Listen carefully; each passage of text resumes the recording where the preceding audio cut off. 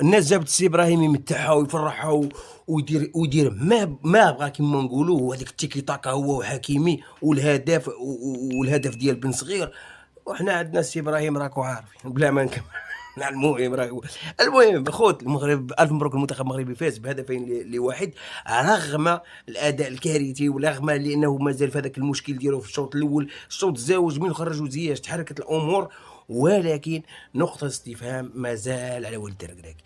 بزاف وليد الركراكي، بزاف ولد عمي، لأنه عندك هاد النجوم، وأنت تشوف إبراهيم دياز في الكاري دي زويد كيفاش يدير لها في الميليو، في الكاري دي زويد ما بين 3 ولا 4 طاف وكان في الشبكة ما شاء الله عليه.